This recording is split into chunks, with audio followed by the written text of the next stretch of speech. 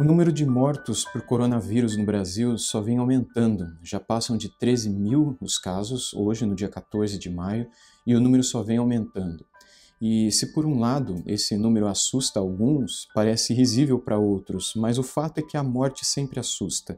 E a morte sempre traz dúvidas, medos e questionamentos a respeito de: será que uma pandemia como essa seria o indício do fim de tudo?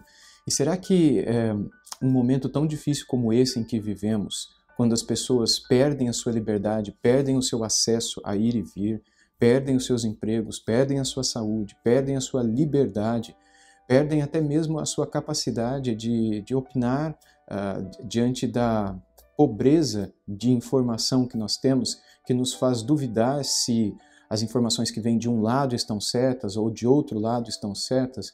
Num momento tão escuro como esse, o que será que nós podemos esperar? O que será que nós podemos ansiar com relação ao amanhã? E o fato é que discussões como essas sempre existiram na história da humanidade. Pandemias, como vocês sabem, sempre existiram na história da humanidade. E algumas delas levaram muitos anos para passar, outras levaram apenas alguns momentos. Epidemias também, mais localizadas, também têm trazido traumas e medos para pessoas, mas esta questão do coronavírus e das mortes todas e sobre o fim de tudo é algo que assusta as pessoas e as leva a questionar qual será o futuro e como ficará as nossas vidas. E houve um momento na vida de Jesus em que foi anunciado a ele a respeito da sua morte também. E ele sabia que ia morrer, ele sabia que estava chegando o seu fim, e ele havia dito isso aos seus discípulos mais de uma vez. E houve uma ocasião, inclusive, que ele chamou as pessoas para segui-lo, e antes mesmo que elas soubessem que ele seria morto numa cruz, ele havia dito a elas: se vocês querem ser meus discípulos, tomem a sua cruz e me sigam.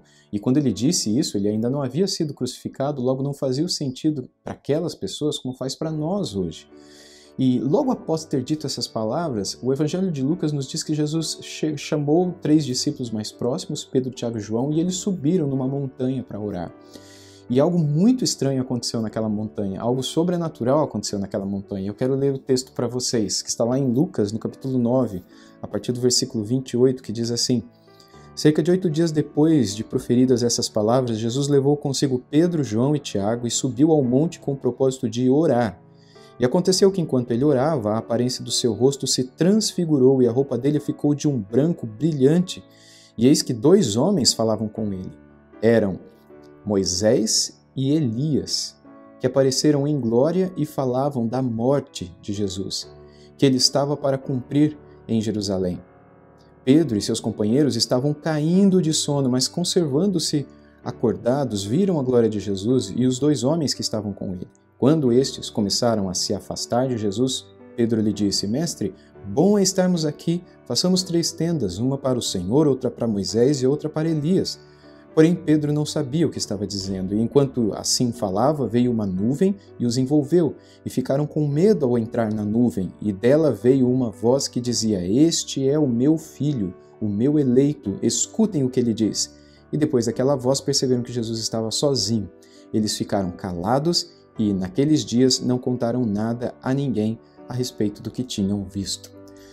Muito bem, essa história provavelmente aconteceu de noite, razão pela qual os discípulos estavam caindo de sono, e o texto logo em seguida diz que eles descendo no monte, praticamente no outro dia, as multidões se achegaram até eles e Jesus as ensinou e curou e continuou o seu ministério. Mas o fato é que enquanto ele esteve no monte, chamado de Monte da Transfiguração, ele ouviu a respeito da sua própria morte e foi consolado a respeito dela e recebeu orientações, palavras de Moisés e Elias, homens de Deus, e que haviam morrido, né? Ou pelo menos deixado essa terra séculos antes. Moisés cerca de 1400 anos antes de Jesus e Elias cerca de 700 e poucos anos antes de Jesus nascer. Mas eles apareceram vivos sobre aquele monte, totalmente transformados, envolvidos numa glória diferente. E Jesus também se viu diferente na visão de Pedro, Tiago e João, e eles o viram com o rosto brilhante, eles o viram com o corpo e as próprias vestes brilhantes. E diante daquelas palavras veio uma voz, após o temor que envolveu o coração deles e após o sentimento de alegria que trouxe, que veio até o coração deles, um temor que foi substituído por uma alegria.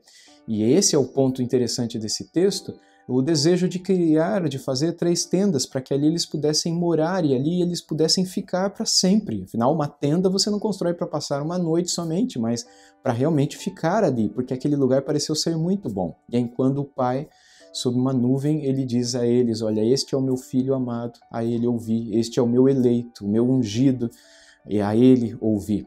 Ou seja, as palavras de Jesus deveriam ser seguidas e aquilo que Jesus disse foi aquilo que eles seguiram no momento seguinte, né? No momento imediatamente após o Monte da Transfiguração. Mas o que esse texto tem a nos ensinar diante do coronavírus, diante das mortes e diante do medo do fim? O texto tem a nos ensinar que o próprio Jesus também anteviu e vivenciou o medo do seu fim, o medo da sua morte, e a expectativa que trouxe angústia para sua alma diante da sua morte e diante da ira de Deus que cairia sobre ele. E todo o tempo ele foi consolado, seja por anjos, seja por pessoas que apareceram a ele e foram usadas por Deus para consolá-lo. E outro fato interessante é que em todas essas ocasiões, algo que lhe foi lembrado e que acabou sendo lembrado para aqueles que com ele estavam, é que a morte não é o fim, é que as doenças não são o fim, é que tudo aquilo que nós vivenciamos não são o fim. Na verdade, na morte de Cristo na cruz, ele destruiu o poder da morte, logo ele destruiu o poder da destruição, ele deu um fim ao próprio fim, fazendo com que as pessoas pudessem ter uma esperança de que imediatamente após essa experiência que nós vivemos e que é tão triste e que é tão desesperadora, haverá algo especial nos aguardando do lado de lá. E é isto que Moisés e Elias, quando aparecem, trazem para ele. Pessoas que já haviam deixado esta terra, que já haviam morrido, e que agora voltam melhores do que foram, e séculos depois, mostrando que do lado de lá não há doença, não há morte, não há corrupção, não há nada daquilo que existe do lado de cá. E quando o próprio Jesus estava para morrer, ele trouxe esperança para o coração dos seus discípulos com essas palavras também, de que o medo deles a respeito do fim era infundado, uma vez que tudo aquilo que viria a acontecer não se compararia com aquilo que ele estava preparando para eles, naquele lugar para onde ele estava indo. E quando seus discípulos tiveram dúvida a respeito de como chegar a esse lugar para onde ele estava indo, ele disse: eu sou o caminho para lá. Eu sou a verdade que leva vocês para lá. Por isso o Pai, nesse monte da transfiguração, disse: esse é o meu filho, a ele ouvi. As suas palavras são a verdade. As suas palavras são o caminho. Ele é as suas palavras, né? Ele é o verbo e ele é o caminho. E é por meio dele que nós encontramos a vida. Logo, se nós queremos enfrentar esse momento difícil pelo qual todos nós passamos, tendo esperança em nossos corações de que, seja aqui, seja fora daqui, deste planeta, o Senhor tem algo muito especial preparado para nós. O fato é que, estando na presença dele, o nosso desejo é ficarmos ali para sempre. A gente não tem medo da morte. A gente não tem medo daquilo que inicialmente nos assustava. Mas quando a gente descobre que a gente está perto dele, perto de Jesus, a gente tem a vontade de fazer uma tenda ali e dali nunca mais sair. Você já teve essa sensação, esse desejo de estar na presença dele e não querer sair mais da presença dele?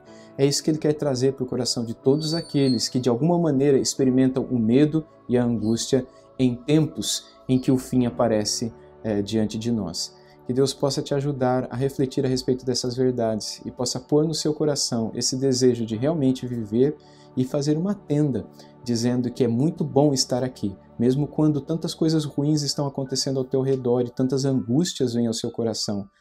Ter a alegria de dizer: é tão bom estar aqui na presença dele, tão bom estar aqui na presença da voz do Pai dele, é tão bom estar aqui na presença de outras pessoas que já partiram, mas que estão tão bem porque foram por causa dele e foram para a presença dele. É isso que ele quer trazer para nós também, uma alegria que não será apenas futura e celestial, mas uma alegria que pode ser colocada no nosso coração desde agora.